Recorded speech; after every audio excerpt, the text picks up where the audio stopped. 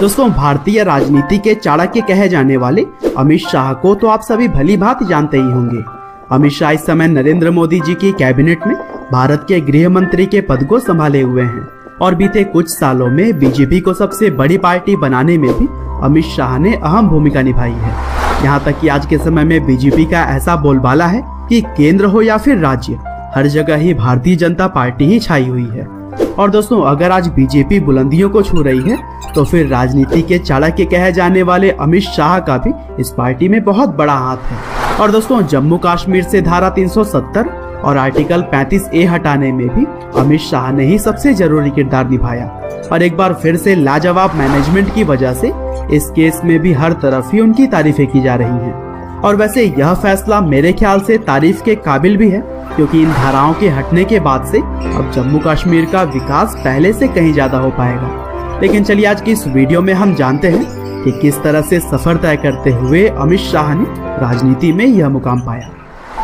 तो दोस्तों, इस कहानी की शुरुआत होती है 22 अक्टूबर 1964 से, जब सपनों के शहर मुंबई में अमित शाह का जन्म हुआ। उनके पिता का नाम अनिल चंद्र शाह है, जो कि गुजरात के मनसा टाउन में पीवीसी पाइप का बिजनेस किया करते थे। वहीं अमित शाह की मां का नाम कुसुमबेन है। और दोस्तों, भले ही अमित शाह का जन्म मुंबई में हुआ, लेकिन गुजराती होने की वजह से वह गुजरात में ही पले बढ़े। उन्होंने अपनी शुरुआती पढ़ाई मेहसान शहर के एक स्कूल से की और फिर आगे चलकर CU Shah science college Ahmedabad से उन्होंने बायोकेमिस्ट्री की पढ़ाई की है। और दोस्तों, कॉलेज का ही वह समय था जब अमित शाह पहली बार राजनीति से रूबरू हुए और कॉलेज में रहते हुए ही वह आरएसएस के स्वयंसेवक बन गए थे। हालांकि कॉलेज खत्म होने के बाद से उन्होंने अपने पिता के बिजनेस में भी थोड़ा बहुत हाथ बटाया, साथ ही कुछ समय तक एक स्टॉक ब्रोकर के तौर पर भी काम किया।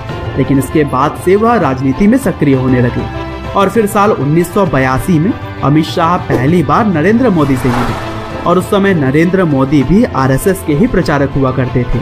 और फिर आगे चलकर अखिल भारतीय विद्यार्थी परिषद से राजनीति शुरू करने के बाद 1987 में अमित शाह ने बीजेपी ज्वाइन कर ली।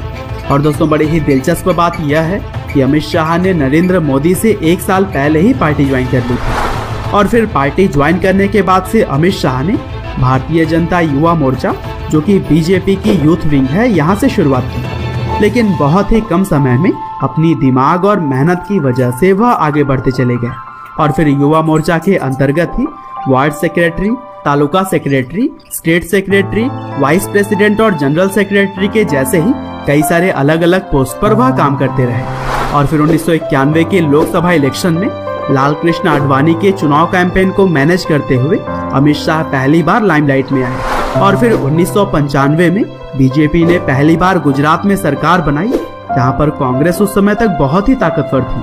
और दोस्तों, इस चुनाव में नरेंद्र मोदी और अमित शाह ने मिलकर लाजवाब काम किया था और दोनों के दिमाग की वजह से ही पहली बार गुजरात के अंदर बीजेपी की पार्टी ने चुनाव जीता था। और फिर पार्टी में शानदार काम को देखते हुए अमित शाह को सरखेज नाम की जगह से विधायकी चुनाव लड़ने का मौका मिला। और कहा जाता है कि अमित शाह को टिकट दिलाने के लिए नरेंद्र मोदी ने भी सिफारिश की थी। और इस तरह से उस समय ही मोदी और अमित शाह की दोस्ती सर चढ़कर बोलने लगी थी और यह चुनाव भी उन्होंने अपने नाम कर लिया था। और फिर आगे चलकर 1999 में Amit Shah Ahmedabad district cooperative bank यानी कि ADCB के अध्यक्ष बनाए गए। और बड़ी ही इंटरेस्टिंग बात यह है कि बैंक उस समय तक घाटे में चल रही थी, लेकिन अमित शाह के अध्यक्ष बनने के महज 1 साल में ही यह मुनाफे में आ गई। और फिर 2001 में जब केशुभाई पटेल को हटाकर नरेंद्र मोदी को गुजरात का CM बनाया गया, तब अमित शाह ने भी गुजरात की कैबिनेट में अलग अलग मंत्रालय संभाले। और दोस्तों, एक समय तो ऐसा था जब 12 मिनिस्ट्री वह खुद अकेले ही संभाल रहे थे। और फिर इसी तरह से आगे भी अमित शाह बीजेपी की पार्टी में अहम किरदार निभाते हुए चले गए। और फिर 2014 के लोकसभा चुनाव में नरेंद्र मोदी को जिताने में भी अमित शाह ने अहम भूमिका निभाई थी और इसी साल उन्हें बीजेपी का राष्ट्रीय अध्यक्ष भी बनाया गया। और दोस्तों, यहाँ से तो अमित शाह के दिमाग और नरेंद्र मोदी के नेतृत्व में भारतीय जनता पार्टी ने कभी भी पीछे मुड़कर नहीं देखा, क्योंकि 2014 के बाद से 2019 में भी बीजेपी ने एक तरफा जीत हासिल की और इस बार अमित शाह को गृह मंत्रालय सौंपा गया। और दोस्तों, गृह मंत्री बनने के महज 3 महीने से भी कम समय में अमित शाह ने धारा 370 को खत्म करने जैसी साहसिक कदम भी उठा ली और इस तरह से उन्होंने साबित किया कि भारतीय राजनीति के चाणक्य उन्हें यूं ही नहीं कहा जाता है। और दोस्तों, उम्मीद करते हैं कि अमित शाह आगे भी इसी तरह से देश हित में फैसले लेते रहेंगे, साथ ही देश को नई बुलंदियों तक पहुंचाने में भी वह अपनी एक अहम भूमिका निभाएंगे।